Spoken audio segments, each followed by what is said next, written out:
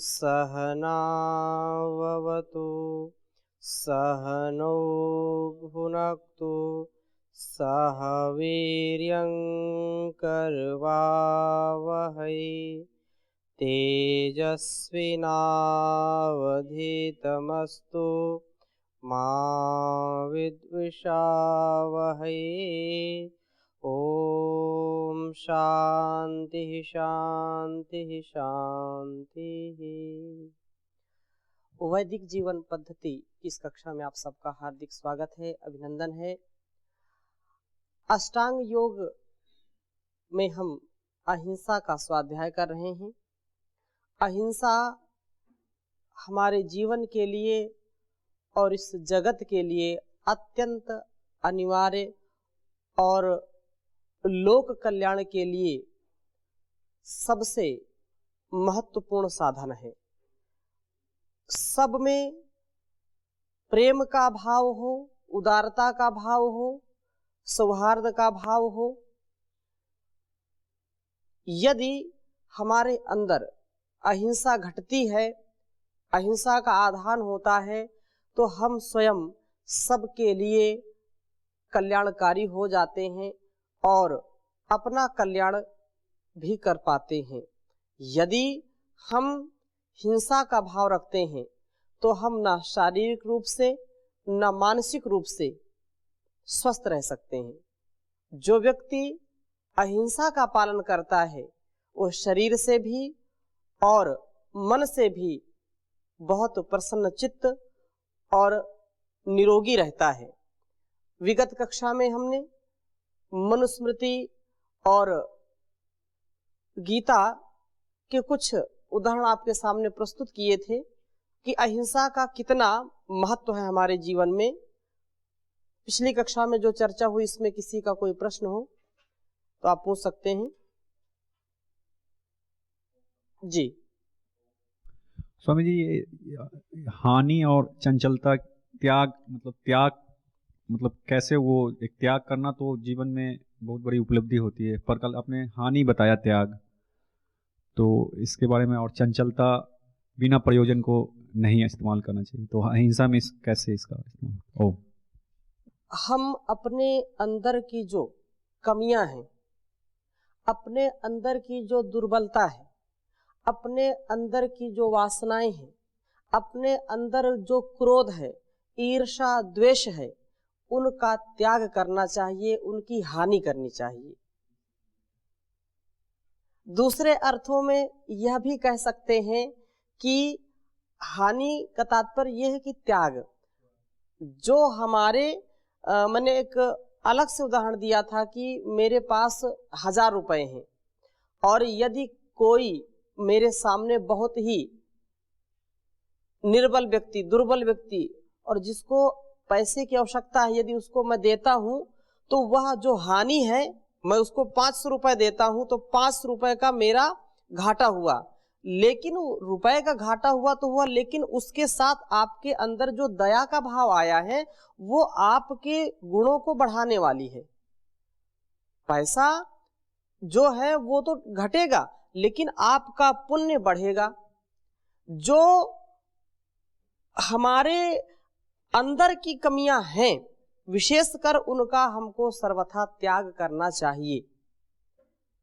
हाँ, और जब बोले कि गृह का त्याग कर देते हैं, कोई शरीर का त्याग कर देते हैं, तो जिसमें कल्याण हमको अधिक दिखाई पड़ता है वह त्याग हमको अभिष्ट है, हमको करना चाहिए। यदि किसी को भोजन त्याग में उसको कल्याण दिखाई पड़ता है तो भोजन का त्याग कर देता है। रोग विशेष में भोजन को मना करते हैं, किसको मत लेना। तो जो त्याग है वो सर्वथा हमारे लिए कल्याणकारी होता है, परंतु ज्ञानपूर्वक होना चाहिए। अब ये नहीं कि कोई ऐसी संकट की घड़ी आ जाए और उस समय आप अपने शौर्य को त्याग दें, अपने वीरता को त्याग दें, या जो आप दूसरों की भलाई के लिए कार्य करना चाहते हैं उसको त्याग दें, वो अकल्याणकारी है। वो ना आपके लिए कल्याण का भाव रखेगा, ना दूसरों के लिए कल्याण हो सकता है। इसलिए वहां पर कायरता को, बुजदिली को त्याग देना चाहिए। वो त्याग हमारे उत्कर्ष के लिए हो जाएगा। दूसरी बात आपने जो पूछी, चंचलता। चंचलता का तात्पर्य यह है कि अनायास ही हम कुछ शारीरिक क्रिया करते रहते हैं, लेकिन हमको पता ही नहीं चलता ये क्या है। कोई बैठे बैठे केवल उसको ध्यान में बैठना है, या सभा में बैठा है, या कहीं मंच में बैठा है, और जो व्यक्ति अपने शरीर से संयमित नहीं है तो वह हास्यास्पद बनता है, उसका लोग मजाक उड़ाते हैं, हंसी उड़ाते हैं। कोई आप स्वयं आपके अनुभव में, आपके जीवन में ऐसे घटनाएं होंगी या ऐसे लोग चित्रित होंगे आपके चित्त में कि वो अनावश्यक केवल गर्दन घुमाते रहते हैं या पैर ही हिलाते रहते हैं, कुर्सी पर बैठे तेजी तेजी से पैर हिलाना, या ज्यादा बातें करना, या बार बार किसी को उंगली उंगली दिखा करके, ये क्या है? ये अनावश्यक जो है चंचलता है। यदि लक्ष्य की प्राप्ति करना चाहते हैं तो लक्ष्य से आप दूर नहीं होंगे यदि चंचलता को आपने छोड़ दिया है। लक्ष्य आपके समीप है, आप उसको पाएंगे ही पाएंगे। कोई व्यक्ति निशानेबाज है, वो जब निशाना लगाता है और यदि उसके शरीर, उसका मन उसके नियंत्रण में नहीं है तो निशाना नहीं लगा सकता है, क्योंकि उसको इधर उधर की चीजें ज्यादा परेशान करेंगी और वह अपने लक्ष्य को साध नहीं सकता है। ये बात यहां पर कही गई। और किसी का कोई प्रश्न? तो आगे चलते हैं हिंसा के संदर्भ में कि हिंसा से हमारा और हमारे परिवार का, हमारे संसार का कल्याण नहीं हो सकता है। जिस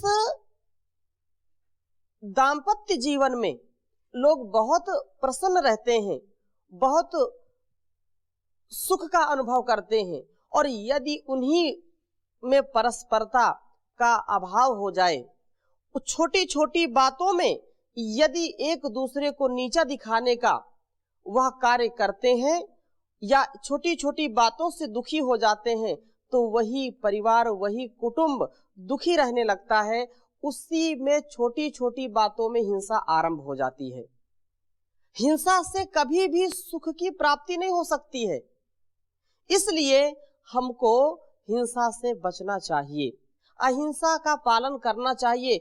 और मैं उन लोगों के लिए विशेष निवेदन करना चाहता हूं जो लोग अपने शरीर को, अपने तन मन को स्वस्थ रखना चाहते हैं, वो दूसरों के दिलों को ठेस पहुंचाना छोड़ दें, दूसरों को कष्ट देना छोड़ दें।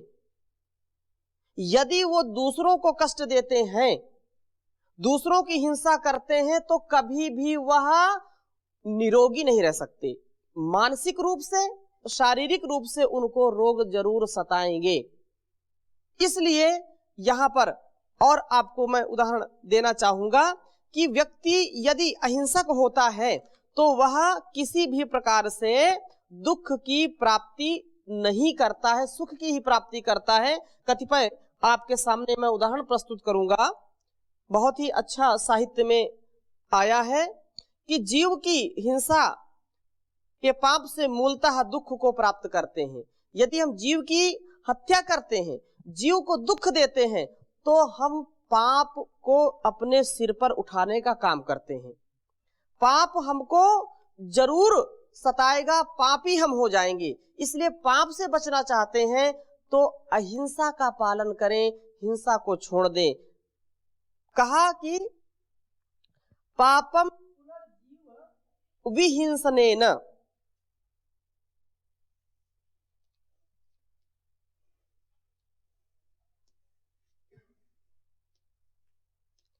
पापम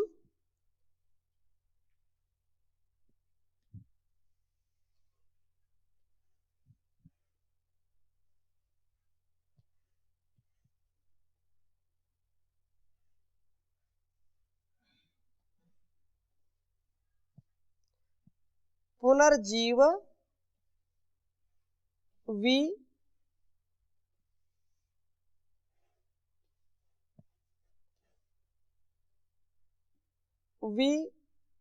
विहिंसनेन, विशेष प्रकार की हिंसा जब होती है, विहिंसनेन,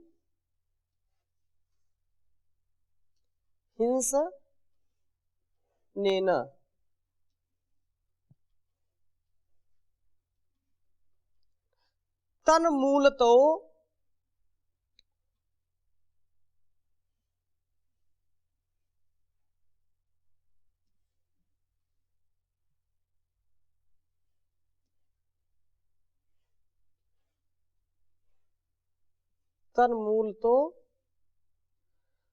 दुखम अवाप्नुयन्ति, नीचे लिख लीजिए, तद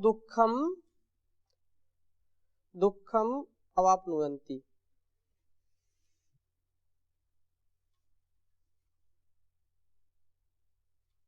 मूलतो दुखम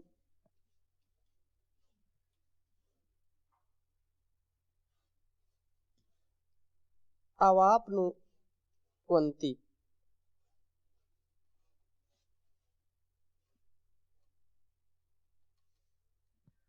पापम पुनर्जीव विहिंसनेन तन्मूलतो दुखम अवाप्नुवन्ति।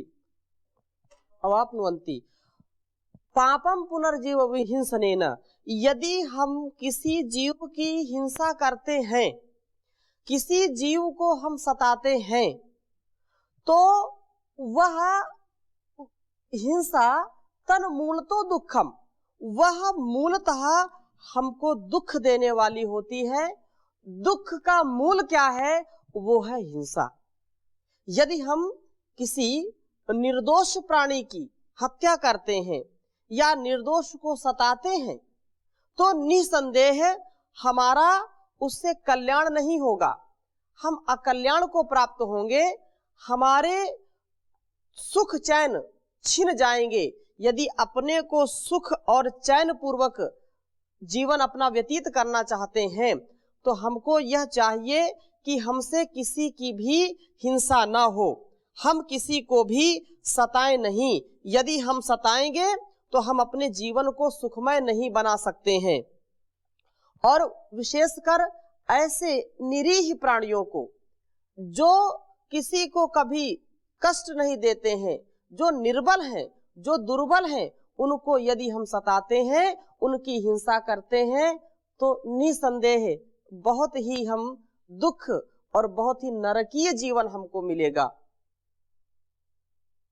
कबीर जी भी इस पर लिखते हैं, आपने बहुत सुना है, दुर्बल को ना सताइए जाकी मोटी हाय, दुर्बल को ना सताइए जाकी मोटी हाय, बिना जीव की सांस से लोह भस्म हो जाए रे कबीरा, लोह भस्म हो जाए।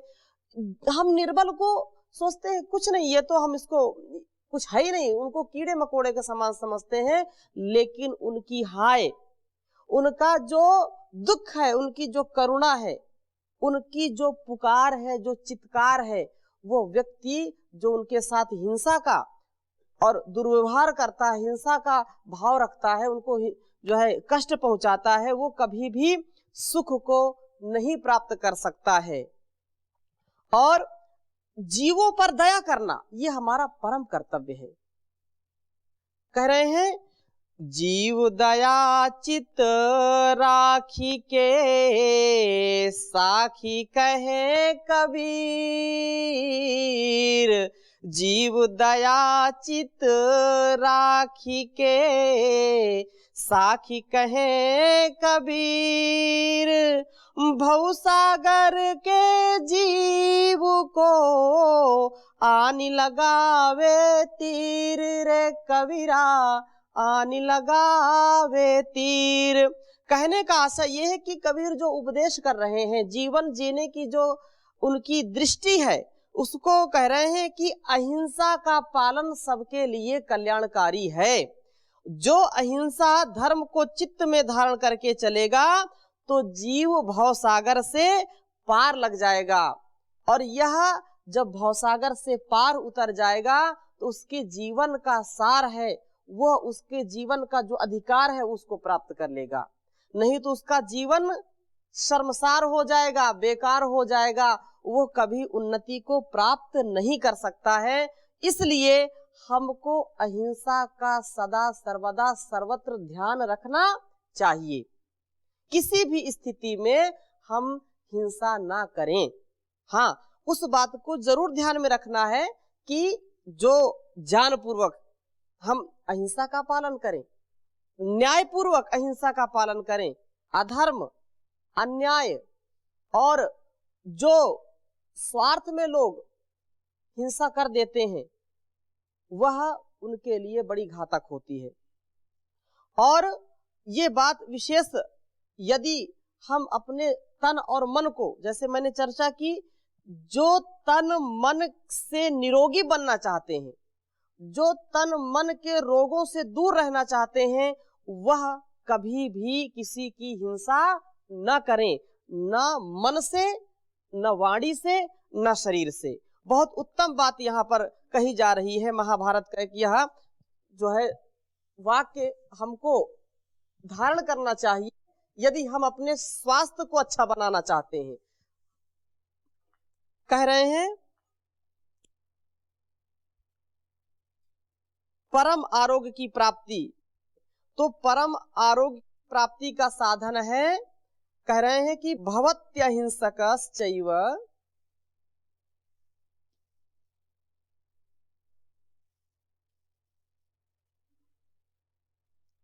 भवत्यहिंसक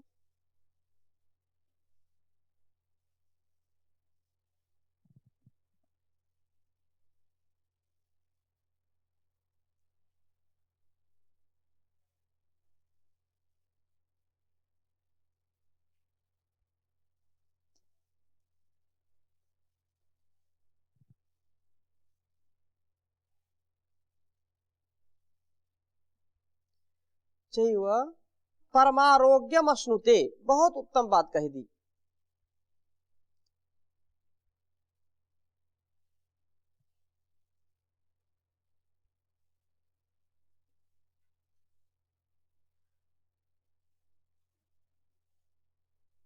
परम आरोग्य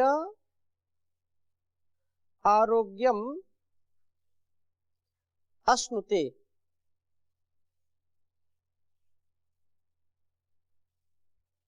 अश्नुते लिख दीजिए। कह रहे हैं कि भवत्यहिंसकश्चैव परम आरोग्यम अश्नुते। इस चीज को हमको धारण करना चाहिए कि परम आरोग्य का जो साधन है, यदि आप परम आरोग्य को प्राप्त करना चाहते हैं, अपने तन और मन के रोगों से निजात पाना चाहते हैं, तो आपको हिंसा रहित होकर के विचरण करना चाहिए।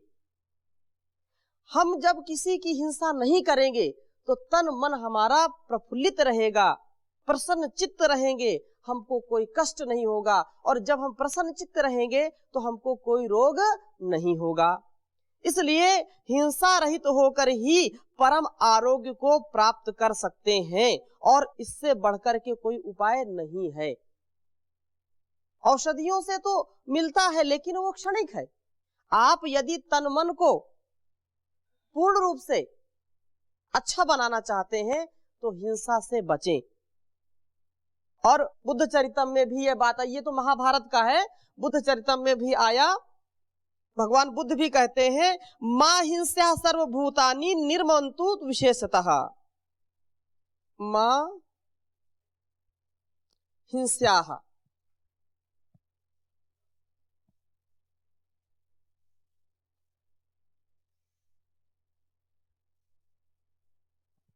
मां हिंस्याः सर्वभूतानि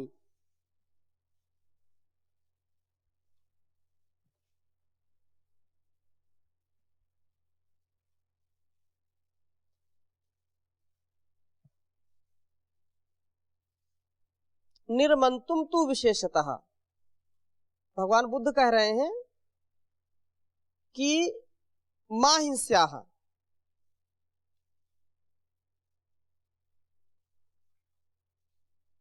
निर्मंतुम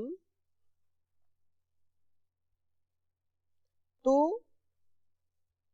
विशेषतः।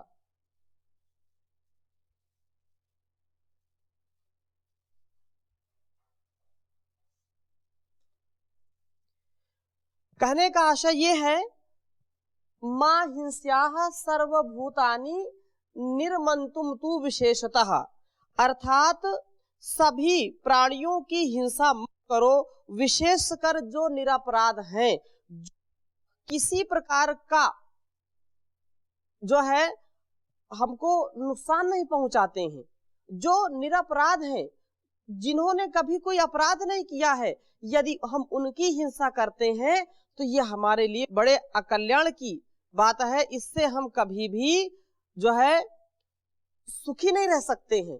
इसलिए हमको हिंसा से सदा सर्वदा बचना चाहिए।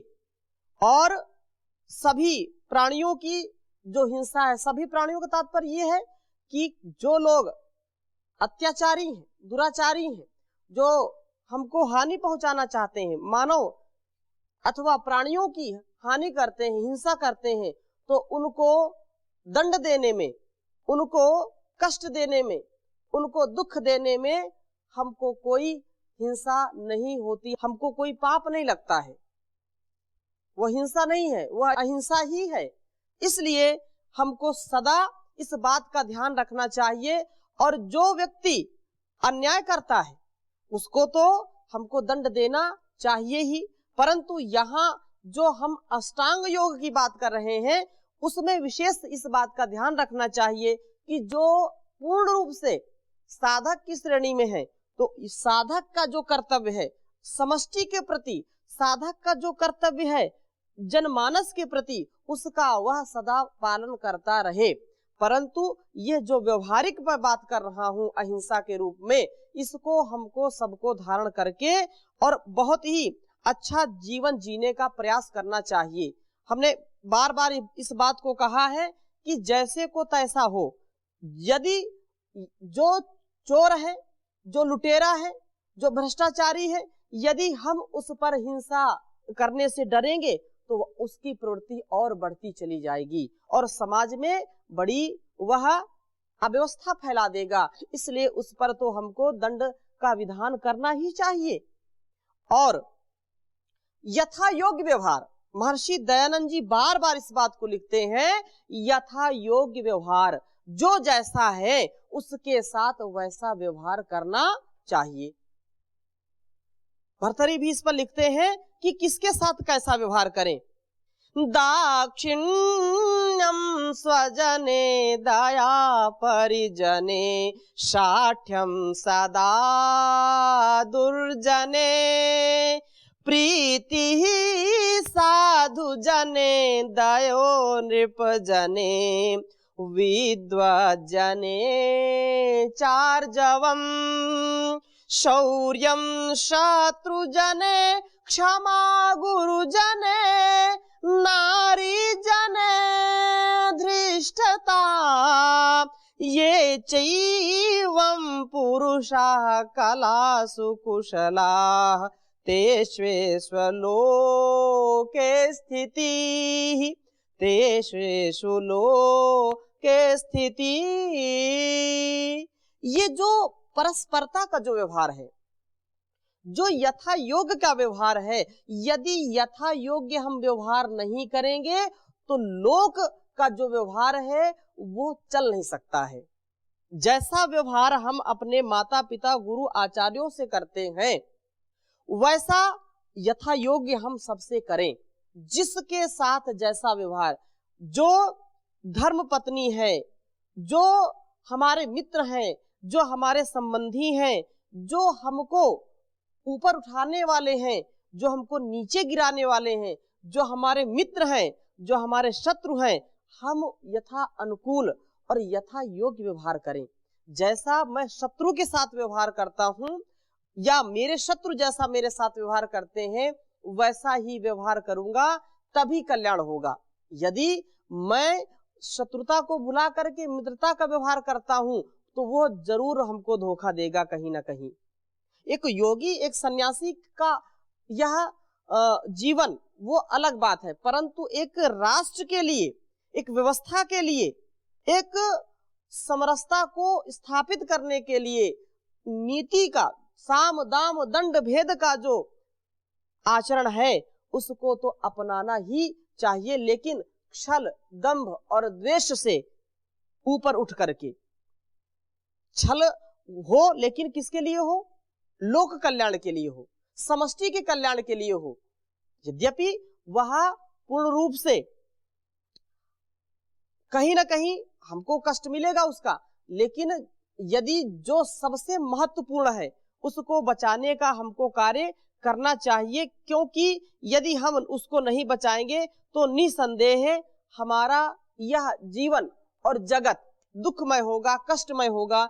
जैसे अपने शरीर के रोगों को हम दूर करने के लिए नाना प्रकार की औषधियों का प्रयोग करते हैं, यदि औषधि हमको अच्छी नहीं लगती है, कड़वी औषधि है, तो भी हम उसका पान करते हैं क्योंकि हम निरोग रहना चाहते हैं। इसलिए उससे हमको बचने का एक ही उपाय है कि जो संसार में रोग हो गए हैं उनका निवारण, उनका संहार भी हमारे लिए कल्याणकारी है। इसलिए हमको सदा इस बात का ध्यान रखना चाहिए कि जो अपने निस्वार्थ भाव से समाज का कल्याण करते हैं या जो हमारे लिए कल्याणकारी हैं, हमको चाहते हैं या हमारे द्वारा उनको चाहा जाता है, उनकी कभी भी हिंसा हम ना करें।